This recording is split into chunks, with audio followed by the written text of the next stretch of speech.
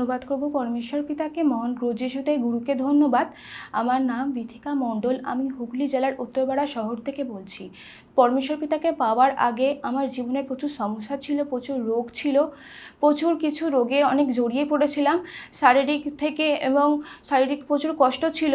অনেক জায়গায় অনেক দাঁড়ে গেছিলাম, ডাক্তারখানায় গেছিলাম।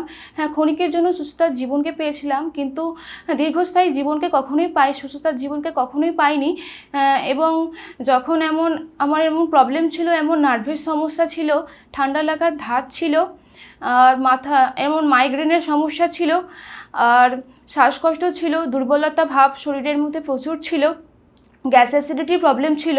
সমস্ত কিছুতে আমি এমন জড়িয়ে পড়েছিলাম, এবং তার দিন প্রতিদিন প্রচুর কষ্টে দিন যাপন করছিলাম। রোদে বেরোতে পারতাম না, যদি 5 মিনিট হেঁটে আসতে হতো, এমন আমাকে সর্বদাই ছাতাকে ব্যবহার করতে হতো। এবং সেই ছাতা ব্যবহার করার পরও আমার মাথা ব্যথা প্রচুর করতো, রাতে ঘুমোতে পারতাম না, এবং এসে আবার প্রচুর শ্বাসকষ্ট হতো। সাংসারিকে যদি একটা কোনো কাজকে করতে বলা হতো, সেই কাজ আমি একটা করার পর আর একটা কাজ কখনো করব, কিভাবে করব আমি বুঝতে পারতাম না। কারণ আমার সেই কাজ করলে আমার শরীরের দুর্বল ভাবের কারণে প্রচুর শরীরে কষ্ট হতো, প্রচুর সমস্যা। এমন শুরু হয় যখন আমার 11-এর পরীক্ষাটা শেষ হয়, তখন 2017 সাল।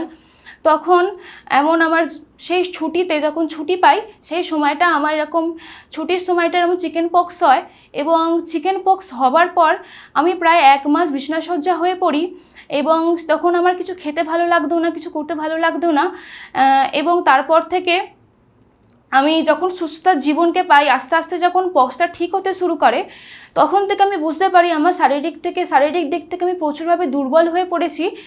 এবং তারপর থেকে আমার এরকম রোদে বেরোলে মাইগ্রেনের সমস্যা, শ্বাসকষ্টের সমস্যা, তারপর থেকে এরকম শ্বাসকষ্টের সমস্যা, মাইগ্রেনের সমস্যা, যা কিছু ছিল, আর ঠান্ডা লাগার সমস্ত কিছু। মাসে প্রায় একবার করে আমার এরকম জ্বর হতো। ডাক্তারখানায় যেতাম, ওষুধ খেতাম, এবং সেখানে ক্ষণিকের জন্য সুস্থতা জীবন পেয়েছি। ডাক্তারখানায় গিয়েছিলাম, ওষুধ খেয়েছিলাম, সেই সময়টা সুস্থ জীবন পেয়েছিলাম, কিন্তু আবার সেই পরের মাসে আবার সেই জ্বর হতো, আর শরীরে সেই দুর্বল ভাব কখনোই যেত না। আমি ডাক্তারখানাও গেছি, এই বিষয়ে ওষুধও খেয়েছি, কিন্তু আবার যতক্ষণ খেয়েছি ততক্ষণ ভালো ছিলাম, তারপরে আবার আবার সেই সমস্যা হয়। এমন শ্বাসকষ্ট হতো, কাজকে যখন করতে পারতাম না।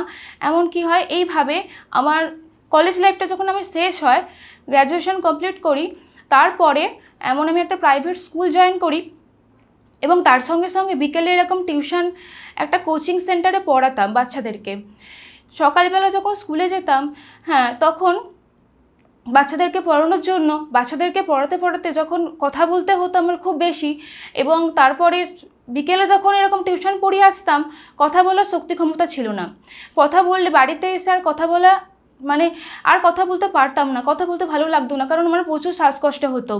একদিন এরকম সকালবেলা স্কুল যাচ্ছিলাম, এবং সেইখানে আমার তখন শ্বাসকষ্টটা হালকা শুরু হয়, তখন আমি সেটাকে অত ধ্যান না দিয়ে আমি এরকম স্কুলে চলে যাই।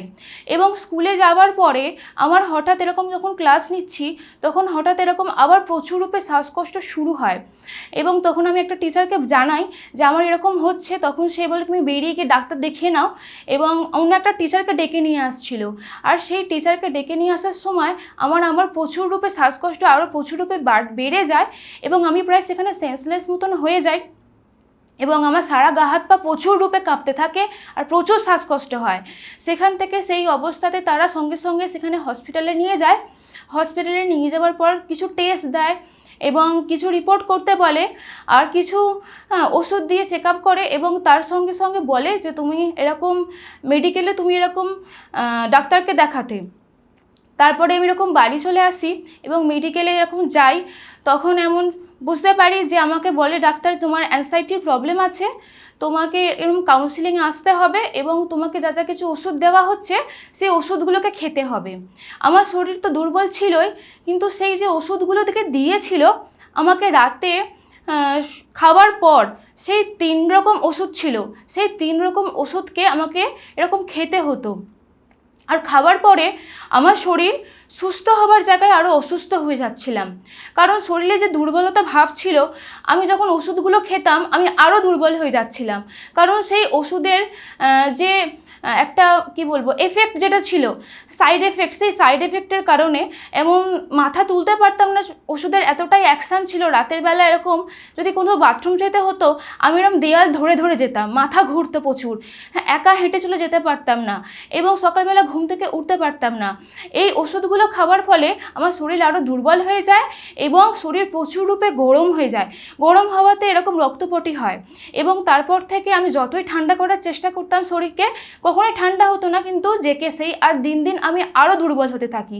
তখন আমি ঠিক করি যে আমি ওষুধকে ছেড়ে দেবো। এই ওষুধকে ঠিক ছেড়ে দিই, কিন্তু সমস্যা সরে না, সমস্যা হতেই থাকে। যা কিছু সমস্যা ছিল আরও বাড়তে থাকে, গ্যাস অ্যাসিডিটির সমস্যা থেকে শুরু করে সমস্ত কিছু যা ছিল আরও বাড়তে থাকে। এমন সময় আমার পাশে আমার জেঠিমারা পিতার ভবনে যেতেন এবং তারা সেই জেঠিমা আমাকে এসে বললেন যে আমরা এরকম পিতার ভবনে যাই, সেখানে যিশুগুরুর প্রার্থনা হয়, আর সেখানে প্রার্থনা করলেই সমস্ত কিছু সুন্দর, হ্যাঁ, সুস্থতার জীবনকে পাওয়া যায়। তুই তো এত কিছু করছিস, তুই একবার ভবনে গিয়ে চল, হ্যাঁ, সেখানে প্রার্থনা শিখিয়ে দেবে, করবি তো সুস্থ হয়ে যাবি। আমি এই কথাকে শুনি এবং শুনে গিয়ে ভবনে উপস্থিত হই এবং যখন ভবনে উপস্থিত হই সেই সময় দেখি আমার সঙ্গে আরও প্রচুর মানুষ সেই স্থানে উপস্থিত থাকে এবং সেখানে যখন প্রথম প্রার্থনা হয়, ভজন হয়, তারপরে সাক্ষী হয়। সেই সাক্ষী অনেকে সাক্ষী দেয়।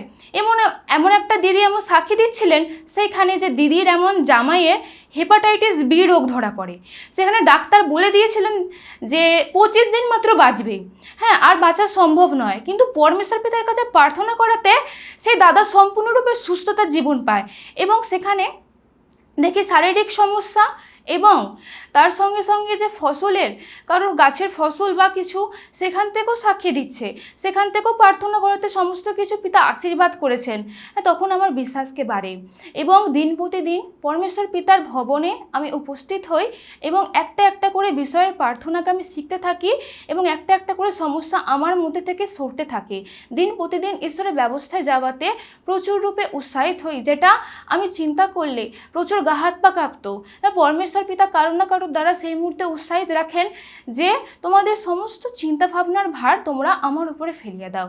হ্যাঁ, এবং সেখানে এমন উপদেশ হচ্ছিল যে কোনো ব্যক্তি যদি বাসে ওঠে, হ্যাঁ, সেখানে তার মাথার বোঝা থাকে এবং বাসে উঠে সেই মাথার বোঝাটাকে রেখেই দেয়, বাসের মধ্যে না নামায়, তাহলে কি সুস্থভাবে সে যেতে পারে? কখনোই যেতে পারে না। তখন এই উপদেশটা আমি ভীষণভাবে কাজে লাগাই যে সত্যি ঈশ্বর কাছে এসেছি, সমস্ত কিছু ঈশ্বর দিতে পারে, সেই সাক্ষীকে আমি শুনে অনুভব করেছি এবং ঈশ্বরের ওপর সমস্ত কিছু আমার যা চিন্তা, যা কিছু ভাবনা ভাবি, সমস্ত কিছু ঈশ্বরের ওপর ভারকে দিলাম এবং সেখান থেকে মন আমার অনেক শান্ত হয়, হালকা হয় এবং তারপরে আরও উৎসাহিত হই যে বচন দ্বারা, যে কারোর না কারোর দ্বারা পরমেশ্বর পিতা যখন আরও উৎসাহিত করেন যে উনি ক্লান্ত ব্যক্তিকে শক্তি ক্ষমতা দেন এবং দুর্বল ব্যক্তিকে বল বৃদ্ধি করেন। আমি তখন মনে মনে ভাবছিলাম সত্যি আমি দুর্বল ছিলাম, কাজ করার তো ক্ষমতাই নেই, কিন্তু এখানে পরমেশ্বর পিতা বলছে যে আমি দুর্বল ব্যক্তিদের শক্তি ক্ষমতা দিই। হ্যাঁ, সত্যি আমি দুর্বল, কিন্তু সেই বিষয় যখন শুনলাম এবং উৎসাহিত হলাম এবং এক একটা করে প্রার্থনা করলাম, যখন খাবারের প্রার্থনা আমি শিখলাম, যখন খেতে বসলাম তখন সেই প্রার্থনাকে করলাম যে ধন্যবাদ দিলাম, ধন্যবাদ দিয়ে পিতার কাছে চাইলাম যে খাবার থেকে আমি যা কিছুই, হ্যাঁ, শক্তি ক্ষমতাকে আমি পাবো এবং তার সঙ্গে সঙ্গে হজমও হবে, দিয়ে গুরু যিশুর নাম থেকে আমিন চাওয়াতে, সেখান থেকে আমি দিন প্রতিদিন এইভাবে প্রার্থনা করে খাওয়াতে আমার শরীর থেকে যে দুর্বলতা ভাব যে ছিল এবং তার সঙ্গে সঙ্গে আমার শরীরে যে গ্যাস অ্যাসিডিটির প্রবলেম ছিল, সেই গ্যাস অ্যাসিডিটির প্রবলেম, দুর্বলতা ভাব সমস্ত কিছু সরে যায় এবং আমি যেটা রোদে বেরোতে পারতাম না, মাইগ্রেনের সমস্যা ছিল, সেই বিষয়ে আমি যখন প্রার্থনা করে বাড়ি থেকে বেরোলাম, আমি দেখলাম সেইখান থেকে আমার মাইগ্রেনের সমস্যা সুন্দর হয়ে গেছে। যে পরমেশ্বর পিতা উনি জগৎকে সৃষ্টি করেছেন, সূর্যকে সৃষ্টি করেছেন, সূর্যের যে তাপ, সেই তাপে আমার যে কষ্ট হতো, হ্যাঁ, যখন পরমেশ্বর পিতার কাছে জানিয়ে প্রার্থনা করলাম যে এই তাপ তো আমার গায়ে লাগবে না, আমার আরাম, হ্যাঁ, অনুভূতি হবে, হ্যাঁ, কোনো ক্ষতি করবে না, এইভাবে, হ্যাঁ, গুরু যিশুর নাম থেকে আবার যখন আমি যে বেরোতে থাকলাম, তখন আমার সেই সমস্যাও আস্তে আস্তে সরে যায় এবং আমি দিন প্রতিদিন ঈশ্বরের ব্যবস্থায় উপস্থিত হওয়াতে, আরও সাক্ষী, আরও উৎসাহী শোনাতে আমি দিন দিন আরও কি হই না, সমস্ত সমস্যা আমার আস্তে আস্তে সরে যায়। এমন ইউথ মিটিং পরমেশ্বর পিতা নিয়ে যান, সেখানে ইউথ মিটিংয়ে যখন উপস্থিত হই, তখন ইউথদের দ্বারা, হ্যাঁ, পরমেশ্বর পিতা কত কত মহান সেখান থেকে কত কত কার্য করিয়েছেন, যেটা এরকম সাক্ষী শুনি আমি প্রচুর রূপে উৎসাহিত হই। যে একটা ছোট ইউথ, কারণ আমি যেখানে উপস্থিত হই সেখানে দেখি আমার বয়সী, হ্যাঁ, আমার থেকে সকলে ছোট, আমার বয়সী বা আমার থেকে বেশি এমন না, কিন্তু সবাই আমার থেকে ছোট, এবং সেই ছোট ছোট ইউথরা এরকম সাক্ষী দিচ্ছে যে আমার দাদুর সেখানে হার্ট অ্যাটাক হয়েছিল, কিন্তু পরমেশ্বর পিতার কাছে প্রার্থনা করাতে, যেখানে বাড়িতে এরকম কান্নাকান্নি পড়ে গেছিলো, কিন্তু সেখান থেকে তার দাদু সম্পূর্ণরূপে সুস্থ হয়ে যায়। এবং কোনো ব্যক্তিকে অসুচি ধরেছে, একটা ইউথের দ্বারা সেখান থেকে সেই, হ্যাঁ, অসুচি ছেড়ে যায়। আমি প্রচুররূপে উৎসাহিত হই এবং আমিও পরমেশ্বর পিতার কাছে ইচ্ছা রাখি যে পরমেশ্বর পিতা তো দুর্বল ব্যক্তিকে সবল করেছেন, তো পরমেশ্বর পিতার কাছে এটাই ইচ্ছা রাখি যে যারা কষ্টে আছে সেইখান থেকে আমিও তাদেরকেই বাক্য বলতে চাই, কারণ আমি দুর্বল ছিলাম, আমি কষ্টে ছিলাম, পরমেশ্বর পিতার ব্যবস্থাতে দিন প্রতিদিন উপস্থিত হওয়াতে আমি সেখান থেকে সুস্থতার জীবন পেয়েছি। এবং তার জন্য আমি যারা এখনও কষ্টে আছে সেই সব সন্তানদেরকে বলতে চাই।